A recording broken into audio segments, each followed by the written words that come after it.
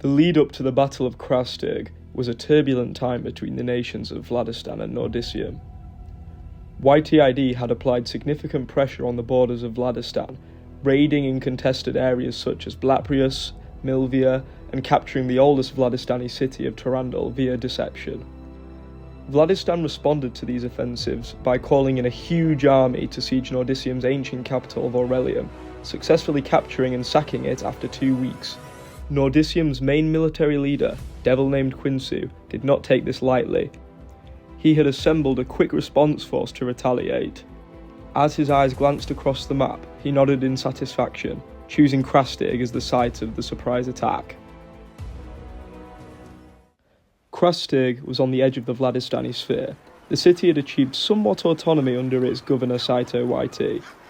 This fact, coupled with the recent instability among Vladistani leadership, meant that the town could only muster a small militia and some troops from the Grand Horde, a group of very low-skilled players. The only PvPer of note would be Sebiv, a noble and centurion of the city of Eterna, who was on vacation in the city.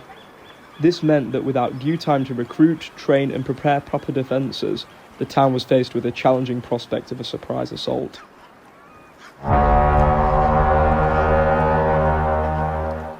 The city guards saw the arrival of a superior force on the mountains towering over their city.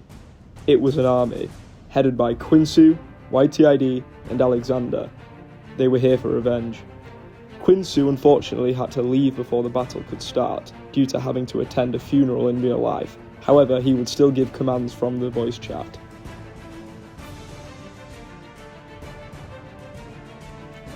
The battle started when the army of Nordicium charged at the defences of Krastyrg, eager to avenge their capital city. They jumped in the ganks and started a fight with the defenders. Meanwhile, some of the mercenaries on Nordicium's side, the Nether Guard, dug trenches to flood the defenders' ganks, making it much harder to break their caps. At the same time, the soldiers of the Grand Horde buckled in the fighting, only usually surviving when they had a significantly larger force.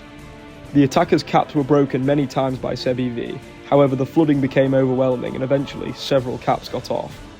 Seeing that the day was lost, only being able to kill one attacking player, PJI 56, the defenders routed. They were cut down to the last man, and Krastyrg fell into Nordicium's hands. In the aftermath of the battle, coined the Massacre of Krastyrg, some important events took place. Firstly, Nordicium's main general, Quinsu, would go to fight Bardonia at Cassilia and would perish in the fighting. Vladistan would erupt into rebellion, with Luscovy taking the capital, Gethad joining Nordicium, and Kartek rebelling out of Varsavia. To allow them to focus on restabilising, Vladistan would gift Aurelium to Dorovan and vassalize with them under Redfuz Potilov, a renowned military leader.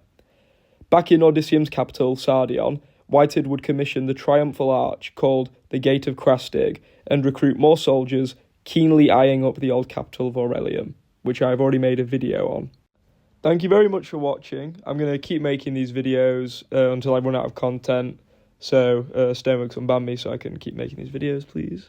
Thank you. And yeah, let me know if you like the couple of the changes I made in this video, or if you want me to go back to the style from last video. I'll try and do these in more chronological order now, so you guys can sort of follow along with the story a bit better. So yeah, thank you for watching.